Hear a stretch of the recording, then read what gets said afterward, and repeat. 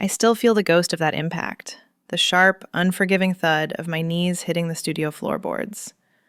It wasn't a stumble. It was a descent. For a woman whose entire career is built on microscopic stability, on the ability to hold a breath for 40 seconds just to paint the pupil of an eye on a figurine the size of a matchstick, the surrender should have been terrifying. I was the architect of stillness. I was the one who never shook. But looking up at Ellie, watching the way the harsh studio lights caught the demanding, arrogant angle of her jaw, my hands weren't just trembling. They were useless. And the terrifying part wasn't the loss of control. It was the realization that I had been waiting years for someone to come into this room and force me to let go. To understand why I broke, you have to understand the silence I lived in. My studio is a fortress of solitude, a converted industrial loft where the air permanently tastes of turpentine, settled dust, and the damp, earthy, heavy scent of drying clay. It is a space curated for the absence of chaos.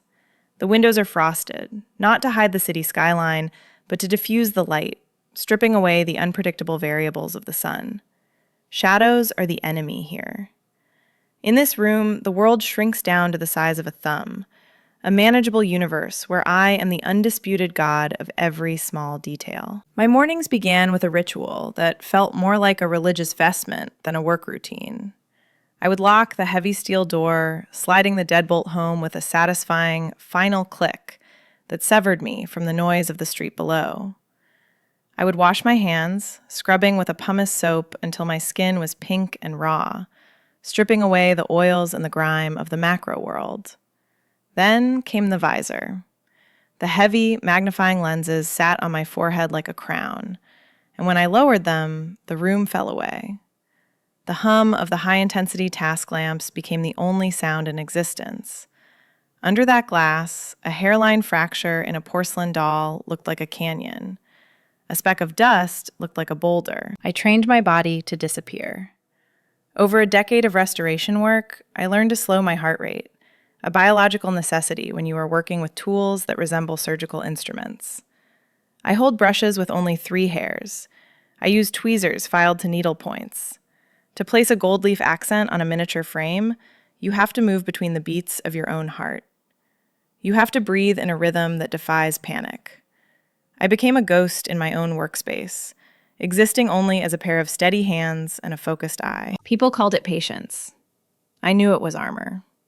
Out there, in the messy, sprawling chaos of relationships and city living, things broke in ways you couldn't fix with glue and steady pressure. People raised their voices. Unspoken expectations piled up like debris. But here, in the circle of light under my lamp, nothing moved unless I moved it. Nothing broke unless I applied the pressure. I found a seductive safety in the microscopic. If I could see the flaw, I could repair it. If I could control the scale, I couldn't be hurt by the magnitude of the failure. I had constructed a life that was hermetically sealed, safe from the unpredictable volatility of human connection. I thought I was happy. I thought the cool, sterile piece of the workbench was enough to sustain a human soul. I convinced myself that the thrill of perfect execution was the same thing as joy. But armor, no matter how well crafted, is heavy. And when you wear it for too long, you forget what your own skin feels like when it brushes against something warm. The disruption didn't announce itself with a phone call or an email. It came as a knock on the studio door, heavy, authoritative, and 3 sharp raps that echoed through the high ceilings like a gavel. I never took walk-ins. My clients were museums and private collectors who knew better than to interrupt the workday. But this knock didn't ask for permission. It demanded attention. I remember setting down my sculpting tool, the metal clicking against the glass mat, and feeling a strange, cold prickle of annoyance mixed with curiosity. I walked to the door, wiping my hands on my apron, prepared to turn away a courier or a lost tourist. I didn't know that when I slid that bolt back, I was letting the storm inside. I didn't know that the silence I had so carefully built was about to be shattered by the scent of rain and the weight of a gaze that saw right through my magnification. The woman standing in the hallway didn't look like a client. Clients were usually nervous collectors clutching bubble wrap, or museum couriers with clipboards and liability waivers. This woman looked like she owned the building, the street, and possibly the weather, currently hammering against the skylights. She introduced herself as Ellie. No surname, no pleasantries. She wore a charcoal trench coat that was damp at the shoulders, and her hair was slicked back, revealing a face that was striking not for its beauty, though she was beautiful, but for its severity. In her hands, she held a mahogany box with the casual possessiveness of someone carrying a weapon. She walked past me before I could step aside. That was the first fracture in my routine. My studio is a clean zone. We don't just walk in. But Ellie was already at the intake table, unclasping the brass latches of the box. "I was told you're the only one in the city who can touch this without making it worse," she said. Her voice was low, a rich alto that seemed to vibrate against the exposed brick walls. It wasn't a compliment. It was a challenge. She opened the lid to reveal the disaster. It was a French automaton from the late 18th century, a mechanical singing bird in a gilded cage. But the mechanism was jammed, the delicate plumage was matted, and the tiny, intricate gears were misaligned. It was also, undeniably, the most beautiful thing I had seen in years. I felt that familiar pull, the itch in my fingers to set the world right. "It needs a full teardown," I said, my voice automatically shifting into professional detachment. 6 weeks, maybe 8. I have to fabricate replacement springs by hand. "Fine," Ellie said. She closed the lid. "I'll stay." I looked up, blinking. "Excuse me?" "I'm not leaving it," she clarified, leaning her hip against my workbench. "It's a family heirloom. The insurance policy prohibits it from leaving my supervision. If you work on it, I'm in the room." I laughed, a sharp, incredulous sound. "This isn't the spectator sport. I work in silence. I work in isolation. You can't just sit here for 6 weeks while I stare through a microscope." "I can," she countered, her gaze locking onto mine. She didn't blink. She didn't plead. She simply stated a fact. "I have work of my own. I'll sit in the corner. You won't even know I'm here." She was lying, of course. We both knew it. But the bird, the challenge of that mechanism, was a siren song I couldn't resist. Against every instinct screaming at me to show her the door, I agreed. I told myself it was for the art. Deep down, I think I just wanted to see if I could maintain my composure with a tiger in the room. Ellie claimed a high drafting stool in the far corner, just outside the harsh, clinical circle of my halogen task light. She settled in with a terrifying ease. She didn't scroll through a phone or fidget. She produced a sleek tablet and a notebook, crossing her legs with a rustle of fabric that sounded deafening in the quiet.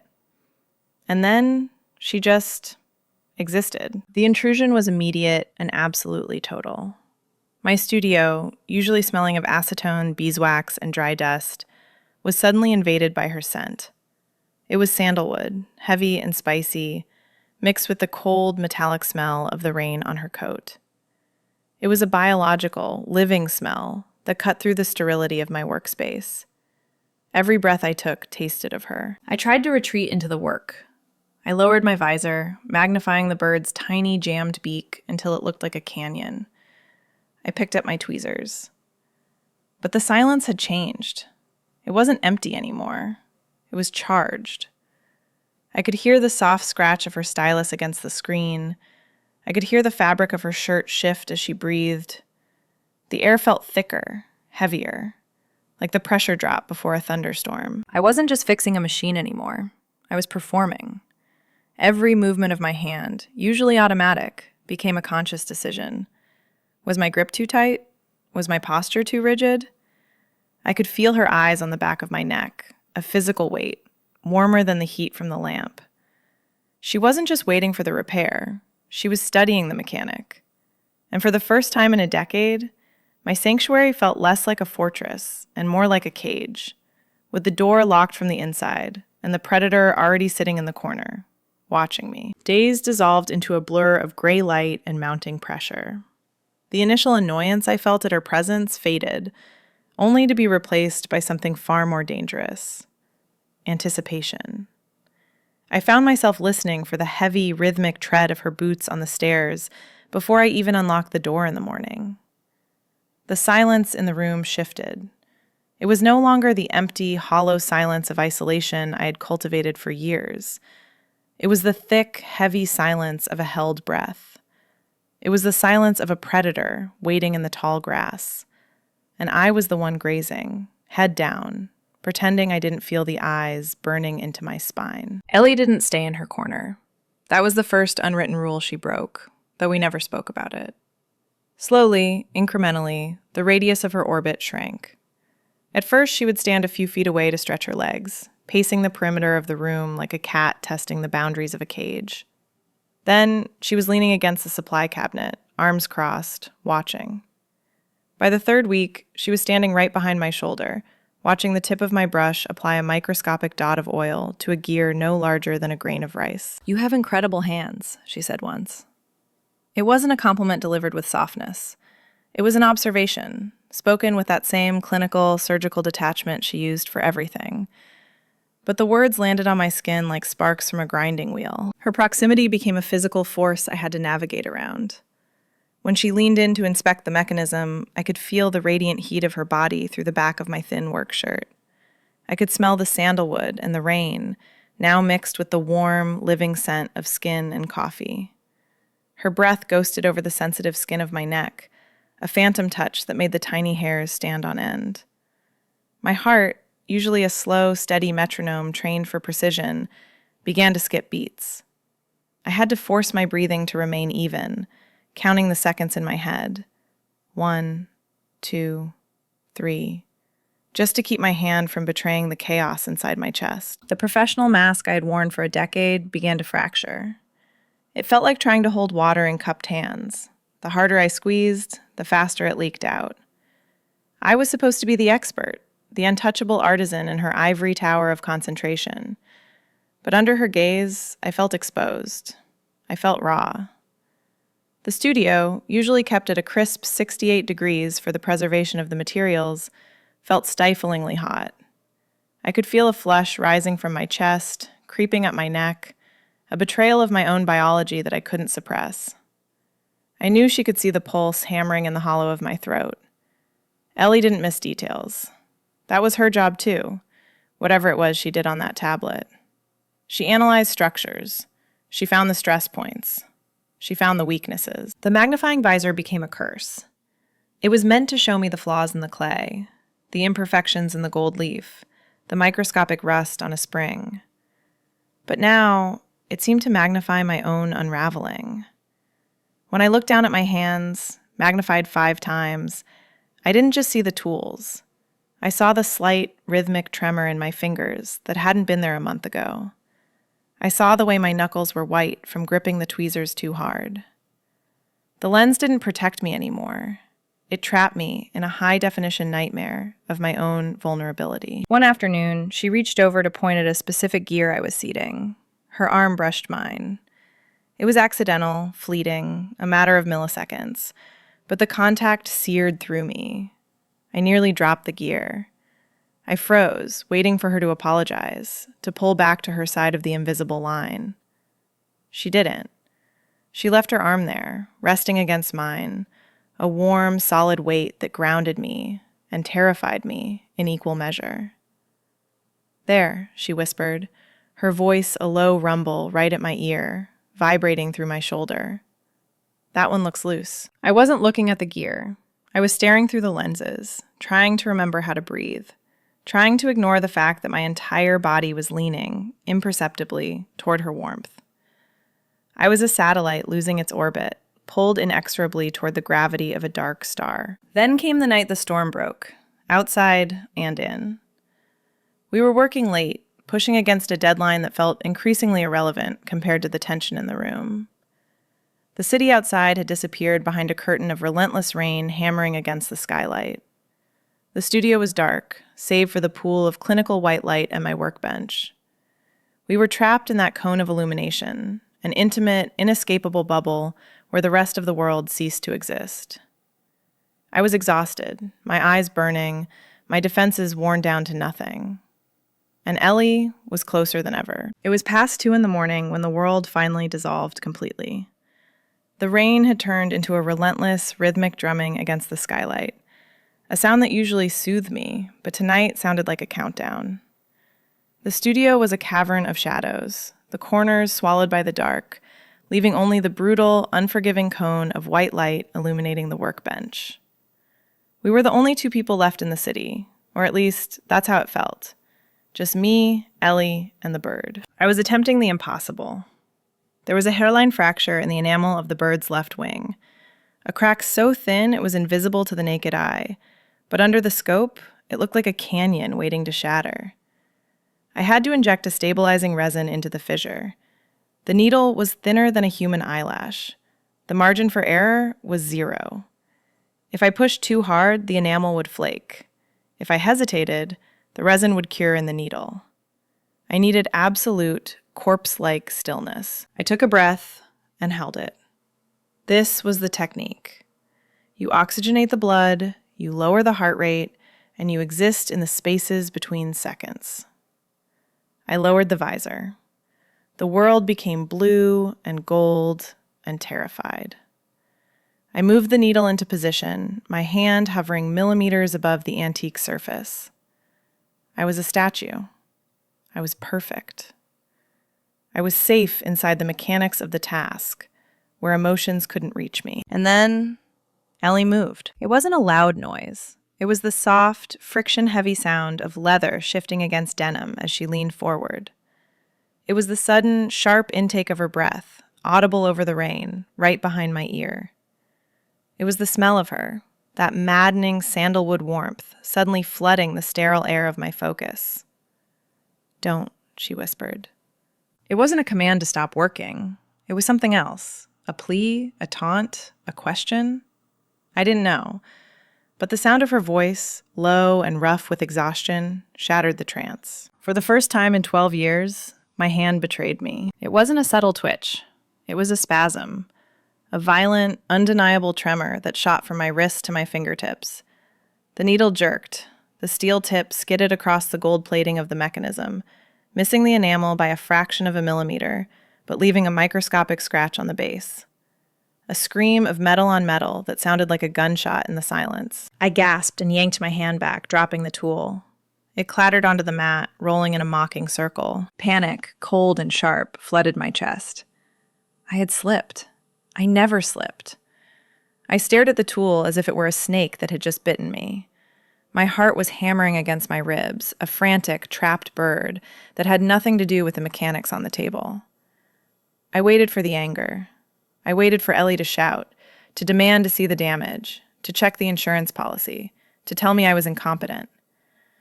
I braced myself for the professional fallout, the one thing I had always prepared for. But the room remained silent. The rain drummed on. Slowly, terrified, I lifted my head.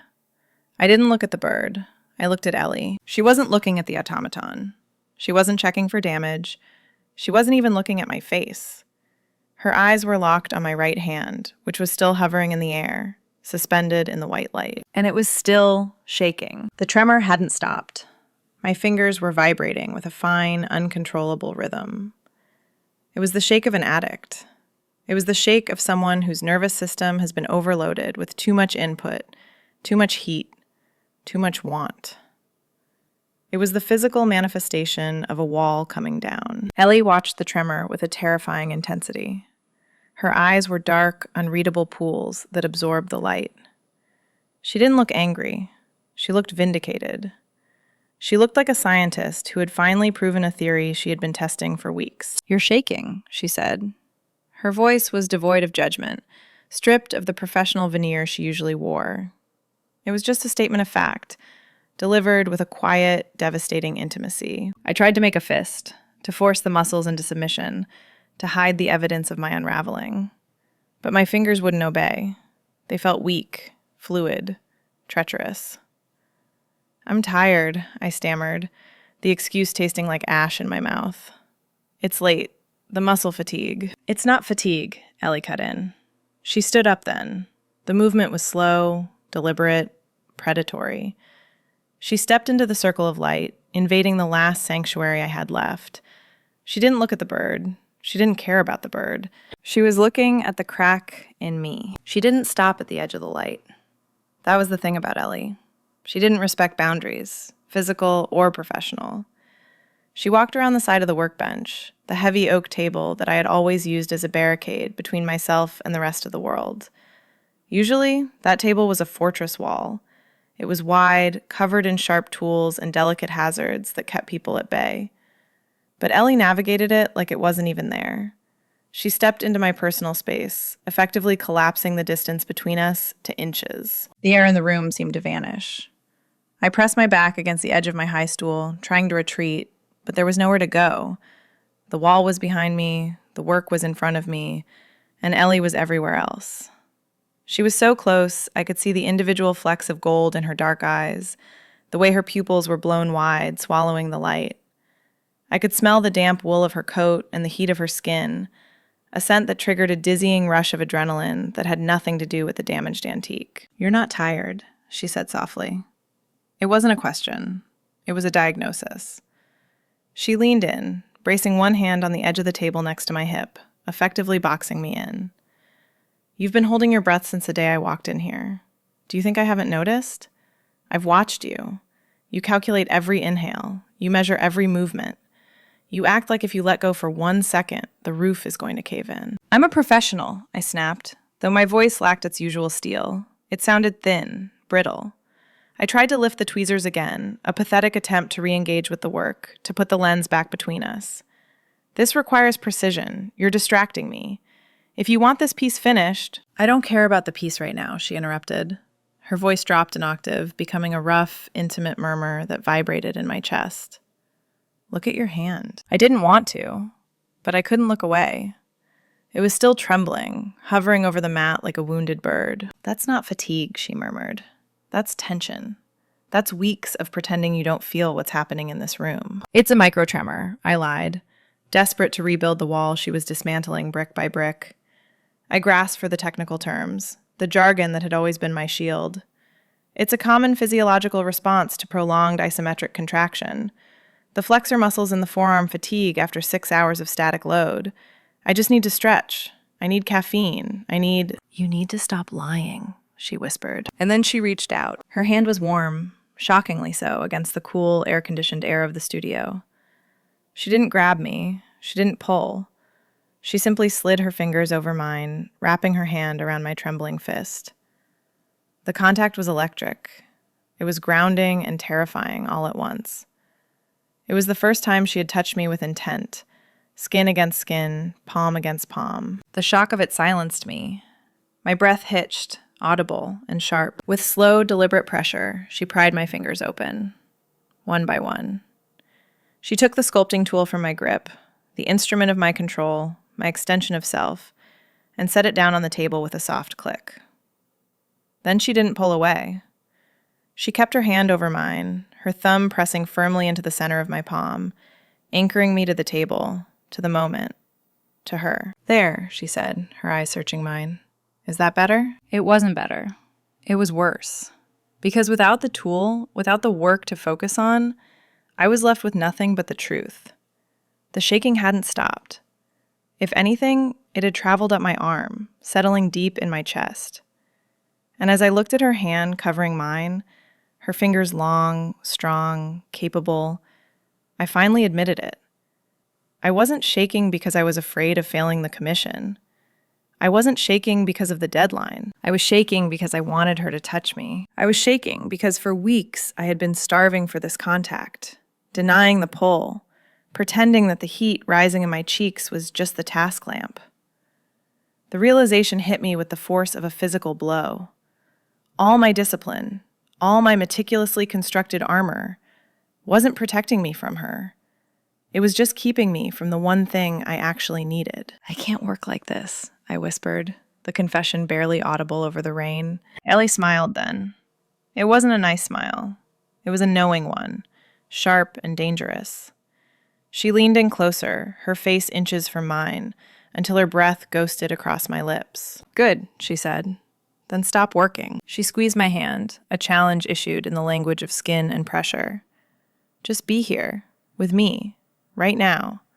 Stop being the restorationist. Stop being the ghost in the machine. Just be the woman who's trembling because I'm standing too close." I stared at her, paralyzed. The bird lay forgotten on the table. The deadline dissolved. The only thing that existed was the weight of her hand on mine and the terrifying, exhilarating invitation in her eyes to let the whole damn world fall apart. The atmosphere in the studio shifted instantly, transforming from a tense workspace into something predatory. It wasn't the chaotic, messy energy of a fight. It was the heavy, suffocating pressure of a hunt concluding. The rain hammering against the skylight seemed to fade into white noise, drowned out by the rushing sound of my own blood in my ears. Ellie didn't step back. She didn't apologize for the intrusion or for touching me.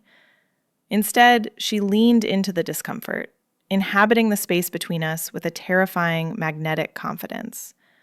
She was rewriting the rules of the room, dismantling the sanctuary I had spent years fortifying against exactly this kind of volatility. "Tell me to leave," she challenged, her voice low and rough, vibrating through the small distance between our bodies. Her thumb was still pressing into the back of my hand, pinning me to the table, but her eyes were doing something far more invasive. They were stripping me bare. "If this is just fatigue, if I'm just a distraction to your process, tell me to get out. Tell me to take the commission and go." My mouth opened, but the professional dismissal I had rehearsed 1,000 times in my head died in my throat. I should have told her to leave. I should have cited the insurance liability, the late hour, the sanctity of the restoration. But the lie wouldn't form. The truth was a physical weight in my chest, expanding until it made breathing difficult. I didn't want her to leave. The thought of the door closing behind her, of the studio returning to its cold, sterile silence, induced a sharp spike of panic that had nothing to do with work. "I can't," I whispered. The admission was barely a breath, but in the quiet of the room, it sounded like a shout. "Why?" Ellie pressed. She wasn't letting me off the hook. She wanted the autopsy of my composure. She wanted to see the mechanics of the breakdown. "Because I can't focus when you're here," I admitted, the words tumbling out, raw and unflinching. "And I can't focus when you're gone because I'm wondering when you're coming back." The confession hung in the air, heavy and irreversible. The professional mask didn't just crack, it shattered. I saw the shift in Ellie's expression, the way the calculated assessment in her eyes softened into something darker, hungrier. She released my hand on the table, but she didn't pull away. Instead, she reached out and touched my waist. It wasn't a tentative touch. It was possessive. Her hand settled on the curve of my hip with the same absolute certainty I used when handling a tool. The heat of her palm seared through the thin fabric of my work shirt, branding me.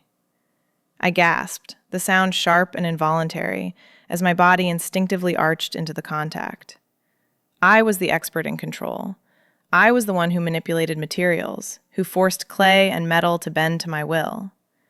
But in that second, the dynamic inverted completely. I wasn't the sculptor anymore. I was the clay. I was the raw, unformed material, waiting to be shaped by her hands. "You've been fighting this for weeks," Ellie murmured, stepping closer until her thigh brushed against mine. The contact sent a shockwave of static through my nervous system. "You treat yourself like one of your statues. Rigid, cold, perfect." Her other hand came up, her fingers grazing the line of my jaw, tracing the tension there with agonizing slowness. "But you're not made of porcelain, are you?" "No," I managed to say, my voice trembling. "Good," she said, "because I don't want to break you. I just want to see what happens when you stop holding yourself together." She applied the slightest pressure to my waist, a silent command, and I moved without thinking. I let her guide me backward, away from the harsh, exposing glare of the task lamp. We moved out of the circle of light and into the shadows of the studio, away from the workbench that had been my shield. My legs felt heavy, uncooperative, moving only because she was moving me. We didn't stop until the back of my knees hit the worn leather sofa in the corner, the place where I usually sat alone to drink coffee and stare at the dust motes. Now, it felt like the edge of a cliff. Ellie didn't hesitate. She stepped into me, her presence overwhelming, her scent of rain and sandalwood filling my lungs, drowning out the turpentine. She looked down at me, her gaze dissecting the last remnants of my pride, and I realized with a terrifying clarity that I was done fighting. The facade was gone. There was only the woman standing in front of me, and the desperate, aching need to be ruined by her. Gravity took over where my will finally failed.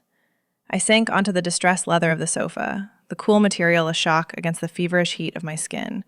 But the sensation barely registered before Ellie was there. She didn't sit beside me. She moved with that same terrifying, efficient grace she had displayed for weeks, stepping between my knees and pressing me back against the cushions. The world of the studio, the high ceilings, the looming shadows of the shelves, the relentless drumming of the rain, narrowed down to the singular, overwhelming reality of her body blocking out the light. When she kissed me, it wasn't the tentative, exploring touch of a first encounter. It was a collision. It was the breaking of a dam that had been holding back weeks of silent observation, weeks of tracking the pulse in a throat or the shift of a muscle. Her mouth was hot, demanding, and tasted of the rain she had walked through to get here. There was no precision in it, and that was the most intoxicating part. For a woman who lived her life measuring microns and worrying about dust particles, the messy, desperate urgency of her mouth on mine was a revelation. I reached for her, my hands tangling in the damp lapels of her coat, pulling her closer, needing to feel the weight of her to prove that this wasn't just another fever dream born of exhaustion and fumes. I made a sound, a low, fractured noise in the back of my throat that I would have been mortified to hear an hour ago. Now, it just felt honest. I opened to her, my defenses completely overrun, my body arching off the leather to meet her. I wanted her to erase the studio. I wanted her to make me forget the deadline, the bird, the reputation, the crushing weight of always being the one who fixed things. And then, just as the room began to spin, just as I was ready to completely lose myself in the friction and the heat, she stopped. It was cruel. It was surgical. Ellie pulled back, not far, just inches, but the loss of contact felt like a physical wound. The cold air of the studio rushed into the space between us, chilling my wet lips. I chased her instinctively, lifting my chin, blind with need, but she held her position. Her hands were on my shoulders, heavy and grounding, keeping me pinned but denying me the contact I was starving for. I opened my eyes, dazed and breathless. Ellie was watching me. Her pupils were blown wide, swallowing the iris, but her expression was composed, intense, and devastatingly focused. She wasn't lost in the moment. She was driving it. "Say it," she whispered. Her voice was rough, stripped of the polished cadence she used for business. I stared at her, my chest heaving, my mind reeling. "What?" I gasped, the word barely forming. "You're used to being the one in control," she said, her thumbs digging slightly into my collarbones, anchoring me. "You're used to dictating the terms. You decide when the work is done. You decide when to breathe. But not right now." She leaned in closer, her lips brushing the shell of my ear, sending a violent shiver down my spine. "I want you to ask for this. I want to hear you say that you need it." My heart hammered against my ribs, a frantic, erratic rhythm. The surrender she was asking for was terrifying. It went against every instinct I had cultivated since I was 20 years old. I didn't ask for things. I earned them. I didn't plead. I performed. To ask was to admit a lack, a weakness, a crack in the porcelain. "Ellie," I breathed, a half-hearted protest. She pulled back another inch. The threat was clear. She would stop. She would walk away and leave me here, shattered and unfinished, if I didn't break the final lock on the door. "Tell me what you want," she challenged, her gaze dropping to my mouth and then back to my eyes. "Don't make me guess. I'm done guessing." I looked at her. Really looked at her. I saw the challenge, yes, but I also saw the safety net she was offering. She wasn't asking me to beg because she wanted to humiliate me. She was asking me to beg so I could finally stop carrying the weight of the world. She was giving me permission to be helpless. The realization broke me. The tremor that had started in my hand seized my entire body. I let my head fall back against the cushions, exposing my throat, exposing everything. "Please," I whispered. The word scraped its way out of my throat, raw and unpolished. Ellie didn't move. "Please what?" "Please," I said louder, my voice cracking. I reached up, my shaking hands finding her waist, gripping the fabric of her shirt. "Don't stop, please. I need you to take over. I can't hold it anymore." "Good," she murmured, a dark satisfaction coloring her tone. then let go. Touch me, I begged, the words tumbling out now, a flood I couldn't stop. Please, Ellie, just ruin me. The smile she gave me was sharp and beautiful and full of promise. With pleasure. When she kissed me again, it was a reward. It was deeper, slower, possessing a terrifying finality. The studio, the rain, the bird, the career, it all dissolved into white noise. There was only the heat of her skin, the taste of her mouth, and the exquisite, terrifying relief of finally being allowed to fall. There is a profound, terrifying misconception among people who live their lives in high-stakes environments that surrender is a form of defeat. We are taught that yielding is synonymous with breaking, that to let someone else take the wheel is to admit that you are no longer capable of driving. But as Ellie pulled me deeper into the shadows of that leather sofa, I realized how wrong I had been. Surrender wasn't a collapse. It was an opening. It was the deliberate act of unlocking a door I had kept barred for a decade, and finding that the room on the other side wasn't empty. It was full of air I could finally breathe. Ellie didn't just touch me, she calibrated me. That was the only word for it. For weeks, she had watched me work with microscopic precision, and now she turned that same exacting standard onto my body. Her hands didn't wander aimlessly. They moved with a terrifying, beautiful intent. She traced the line of my throat with her thumb, finding the pulse that was still fluttering like a trapped moth. And she didn't pull away until she felt it slow down, until she felt my rhythm sync with the heavy, deliberate cadence of her own breathing. She was doing exactly what I did with the antiques. She was finding the stress fractures, the knots in my shoulders, the rigidity in my hips, the tension coiled at the base of my spine. And she was smoothing them out, not with tools, but with the relentless, demanding heat of her skin. "You're still thinking," she whispered against my neck, her voice a low vibration that traveled straight to my marrow. Her hand slid under my shirt, her palm flat and hot against my ribs. "Stop it. Give me your head, too." It was an impossible request, and yet I gave it to her.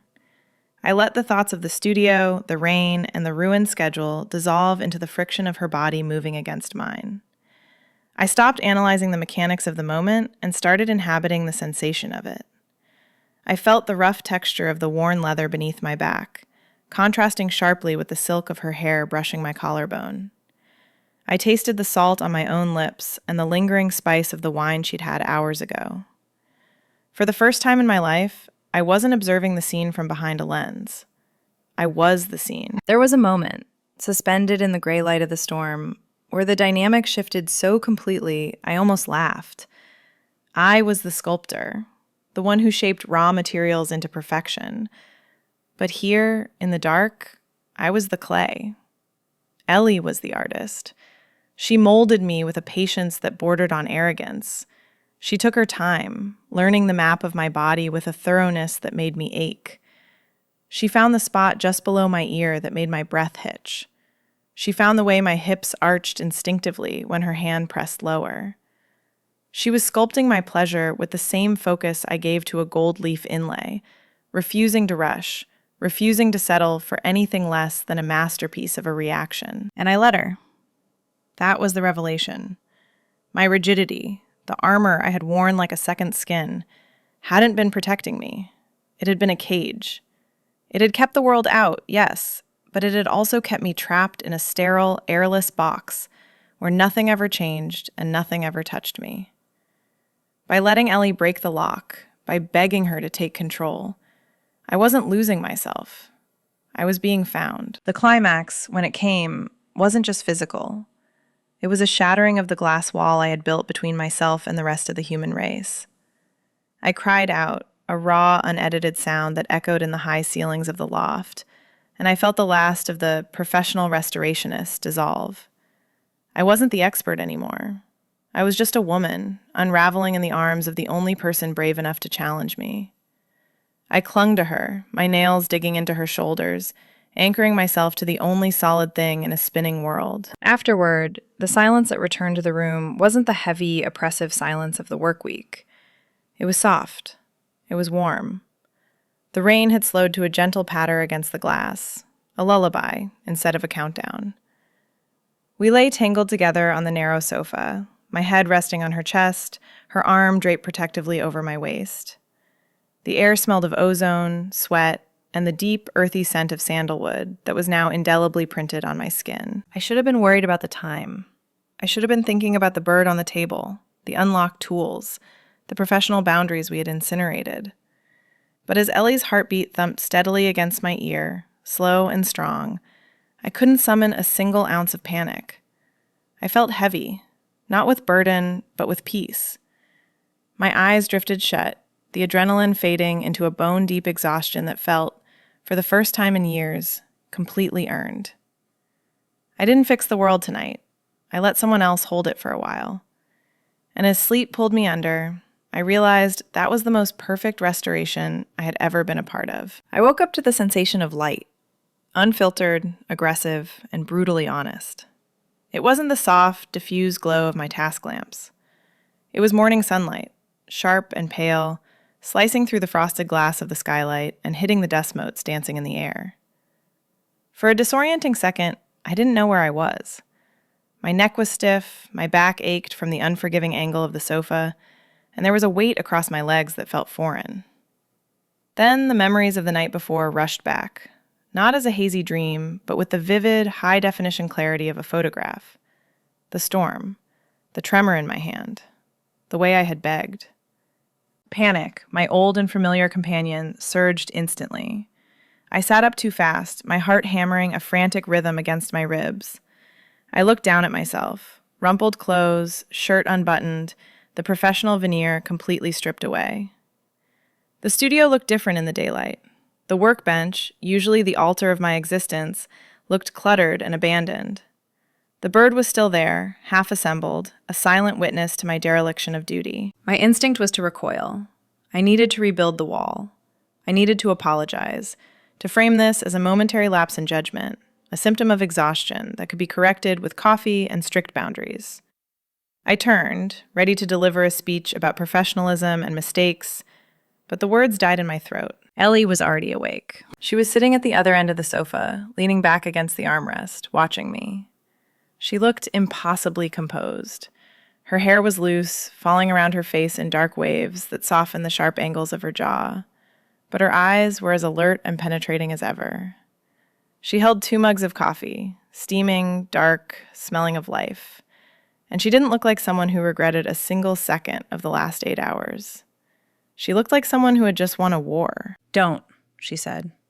It was a single word, spoken calmly, stopping my apology before it could even form. I started, my voice rough with sleep. "Ellie, I don't know what happened. I'm professional. I don't do this. The commission is fine," she interrupted, extending one of the mugs toward me. "And you are professional. You're also human. Stop trying to apologize for the fact that you finally let yourself be both." I took the coffee, my hands wrapping around the warmth more out of a need for an anchor than a desire for caffeine. I looked at her, searching for the judgment I was sure must be there. I expected her to see me as weak now, as compromised. But there was no judgment in her gaze. There was only a quiet, unflinching acceptance that terrified me more than rejection ever could. "I broke the rules," I whispered, looking down at the dark liquid. "I lost control." "You didn't lose it," Ellie corrected gently. She shifted, her leg brushing mine, a deliberate reminder of the intimacy we had shared. "You gave it to me. There's a difference." She stood up then, moving with that fluid grace that always made me feel clumsy in comparison, and walked over to the workbench. My breath hitched. I watched her approach the automaton, terrified she would see the scratch, the microscopic flaw I had created in my moment of weakness. She leaned over, inspecting the bird, the silence stretching thin and taut between us. "Come here," she said. I hesitated, then stood on shaky legs and joined her at the table. I didn't want to look. I knew the flaw was there. I knew I had failed. "Look at it," she commanded softly. I forced myself to look through the magnifying lens. There it was, the tiny, jagged scratch on the base plate where my tool had slipped. It was glaring to me, a scar on perfection. "It's ruined," I murmured, the shame burning hot in my chest. "No," Ellie said. "It's real." She turned to me, her expression fierce and tender. Before, it was just a machine, perfect, cold, dead. Now, it has a story. That mark proves a human hand touched it. It proves that for 1 second, the person fixing it was alive enough to shake. She reached out, her fingers brushing my cheek, grounding me. I don't want perfect, Riley. I want the woman who shakes because she feels too much. That's the masterpiece. I looked from the scratch to her eyes, and for the first time, the need to fix it vanished. The flaw wasn't a failure. It was an opening. And as I leaned into her touch, I realized I wasn't going back to the silence. The armor was gone, and I didn't want it back. We spend our lives trying to be unbreakable, convincing ourselves that perfection is the only thing that keeps us safe. But the most beautiful things in this world aren't the ones that never crack. They're the ones that shatter and let the light in. If you understand the terrifying, beautiful freedom of finally letting go, subscribe for more stories. Sometimes, surrender isn't the end. It's the only way to truly begin. I woke to the sensation of light, unfiltered, aggressive, and brutally honest. It wasn't the soft, diffused glow of my task lamps, carefully calibrated to eliminate shadows. It was morning sunlight, sharp and pale, slicing through the frosted glass of the skylight and hitting the dust motes dancing in the air. For a disorienting second, I didn't know where I was. My neck was stiff, my back ached from the unforgiving angle of the vintage leather, and there was a weight across my legs that felt foreign. Then the memories of the night before rushed back, not as a hazy dream, but with the vivid, high-definition clarity of a photograph. The storm, the tremor in my hand, the way I had begged. Panic, my old and familiar companion, surged instantly. I sat up too fast, my heart hammering a frantic rhythm against my ribs. I looked down at myself, rumpled clothes, shirt unbuttoned, the professional veneer completely stripped away. The studio looked different in the daylight.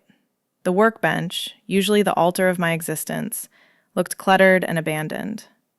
The bird was still there, half assembled, a silent witness to my dereliction of duty. My instinct was to recoil. I needed to rebuild the wall immediately. I needed to apologize, to frame this as a momentary lapse in judgment, a symptom of exhaustion that could be corrected with coffee and strict boundaries. I turned, ready to deliver a speech about professionalism and mistakes, but the words died in my throat. Ellie was already awake. She was sitting at the other end of the sofa, leaning back against the armrest, watching me. She looked impossibly composed. Her hair was loose, falling around her face in dark waves that softened the sharp angles of her jaw, but her eyes were as alert and penetrating as ever. She held 2 mugs of coffee, steaming, dark, smelling of life, and she didn't look like someone who regretted a single second of the last 8 hours. She looked like someone who had just won a war. "Don't," she said. It was a single word, spoken calmly, stopping my apology before it could even form. I started, my voice rough with sleep. "Ellie, I don't know what happened. I'm professional. I don't do this. The commission is fine," she interrupted, extending one of the mugs toward me. "And you are professional. You're also human. Stop trying to apologize for the fact that you finally let yourself be both." I took the coffee, my hands wrapping around the warmth, more out of a need for an anchor than a desire for caffeine. I looked at her, searching for the judgment I was sure must be there. I expected her to see me as weak now, as compromised. But there was no judgment in her gaze. There was only a quiet, unflinching acceptance that terrified me more than rejection ever could. "I broke the rules," I whispered, looking down at the dark liquid. "I lost control." "You didn't lose it," Ellie corrected gently. She shifted, her leg brushing mine, a deliberate reminder of the intimacy we had shared.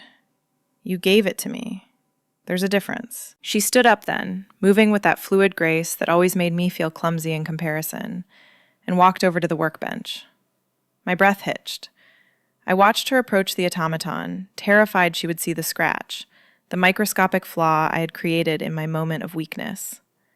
She leaned over, inspecting the bird, the silence stretching thin and taut between us. "Come here," she said. I hesitated, then stood on shaky legs and joined her at the table. I didn't want to look. I knew the flaw was there. I knew I had failed. "Look at it," she commanded softly. I forced myself to look through the magnifying lens. There it was, the tiny, jagged scratch on the base plate where my tool had slipped. It was glaring to me, a scar on perfection. "It's ruined," I murmured, the shame burning hot in my chest. "No," Ellie said. "It's real." She turned to me, her expression fierce and tender. Before, it was just a machine, perfect, cold, dead. Now, it has a story. That mark proves a human hand touched it. It proves that for 1 second, the person fixing it was alive enough to shake. She reached out, her fingers brushing my cheek, grounding me. "I don't want perfect, Riley. I want the woman who shakes because she feels too much. That's the masterpiece." I looked from the scratch to her eyes, and for the first time, the need to fix it vanished. The flaw wasn't a failure. It was an opening. And as I leaned into her touch, I realized I wasn't going back to the silence. The armor was gone, and I didn't want it back. We spend our lives trying to be unbreakable, convincing ourselves that perfection is the only thing that keeps us safe.